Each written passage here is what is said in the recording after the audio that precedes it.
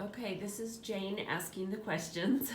The question that we want to talk about is tell us something about each child that, like a memory that you have that maybe the child doesn't is too young to remember, or something about their personality, things like that. So let's start with Okay, Nancy. Let's start with Nancy.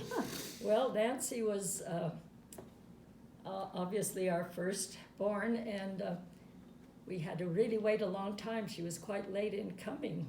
That's what I remember. Her due date was October 6th, Oh my and goodness. she wasn't born till about 2.5 weeks later on the 24th. So I always figured she was given that extra time to really get some good instructions on the other side to prepare her for her duty as the oldest in the family, which she carried out very well.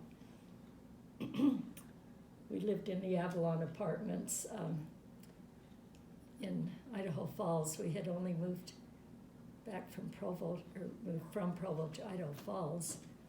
Been there just a month or so before she was born, about 6 weeks or so. Do you remember those Yeah, days in the Avalon? We lived in the basement apartment. It was kind of first level, but sort of underground a little bit. And we had, it was a very, very fascinating time. One of the things I remember is about a year later, we moved back to Bloomington, Indiana, where I got my MBA. And the first winter we were there, so that would have been December of 1959. So she would have been a year and 3 or 4 months old. We took the train back from Indiana all the way to Idaho Falls to spend Christmas. And that's a long train ride from there. I remember on one of the long stretches, I think from Omaha or someplace we were going, and Nancy was walking pretty well, not 100%, but she was always wanting to walk, and she was walking down the aisle, and the train kind of lurched a little bit around a corner. She kind of started to fall over, and there was a Japanese military officer that was here taking some training. He caught her, and it was only just 2 or 3 rows ahead of us, and I went running down, and he says, "Oh, it's fine, I've got her." He spoke really good English. And anyway, she just took a liking to him, and he took a liking to her, and it was hard to kind of get her away. I just remember how happy he was. He said, "It reminds me of my daughter."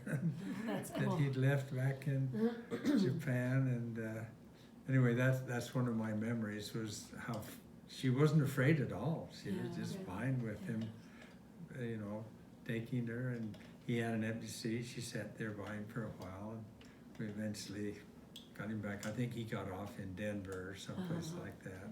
Oh, that's a fun memory. Speaking of Nancy walking, I remember she took her first steps, independent steps, in Brown County that autumn. Indiana. Yes, Indiana, and we had gone with our friends, the Driggs, for a little outing to the forest, or it was where all the fall leaves were, and it was in Brown County. It was really beautiful, and she decided she would be independent walker then. We have a cute picture. We'll have to try to get that out of her taking those first steps. But back before Indiana, while we were still in the Avalon apartment, there in Idaho Falls. Try again. Okay, Here we take are. 2. Take 2. Okay. I wanted to add in about when we were living in the Avalon Apartments. The manager of the apartments was an elderly woman, a very interesting lady, and she took quite an interest in having a young baby in the apartments, because it was mostly singles or older people living there. and she would often give me advice of how to be a mother and stuff. She had, I don't remember, a couple of kids and a fairly hard life. Her husband had been a truck driver. And I remember one time she was telling me, she said, now, I learned early on that to always be ready. When your husband asks you to go someplace, just be ready and go. Don't turn him down, because if you turn him down, he just might not ask you again.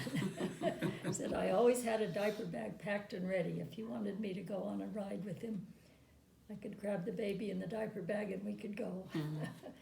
I thought that was quite good counsel. I tried to kind of remember that and always be willing and happy to accept invitations. Another thing, we were members of this Idaho Falls 6th Ward when we lived there. And both of us were called to serve in the MIA, the Young Women's, Young Men's. And that meant quite a few late night meetings and weeknight meetings. And Nancy would just go along with us and kind of got in the habit of staying up late. You remember that? We were at a ward banquet one night, and I was holding Nancy on my lap, just eating the meal, and they had the tables all, long tables set up. One of the older brothers in the ward came up to me and just started talking and playing with Nancy, and she was responding so cute as she sat there on my lap, and he got real nostalgic, and he said, you know, I think if I had it all to do over again, and this couple was very active and good members of the ward, but they had never had children.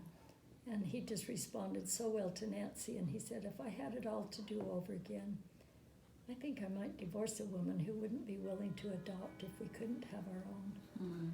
That was a very poignant thought, and Nancy was very much a part of that conversation.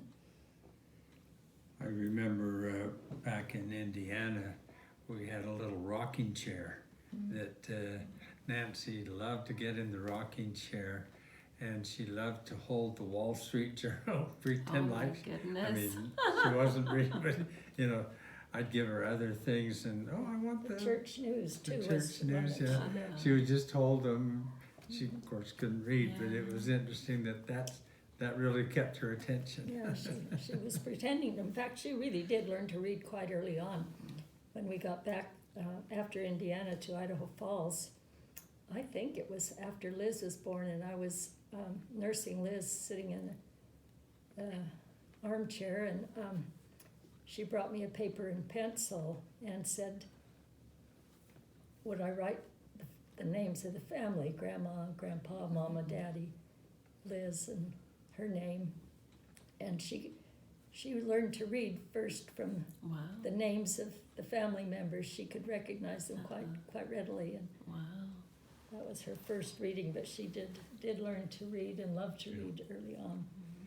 In fact, she used to love maps. She used to sit with her dad and learn different places on maps, and didn't she major and take a lot of geography classes? Yeah. So that started early too, that interest. All right. Well, In Tonga, she helped out in the mission office quite a lot. Yeah. She was always helping the elders. In those days, they didn't have checking accounts, so everything was done in cash. And it was shillings, pence, and pounds, and things like that. So she would help the elders count the tithing and count the fast offering and make the deposit slips and so forth. Yeah, she was really good at that British style of money there. She caught on fast.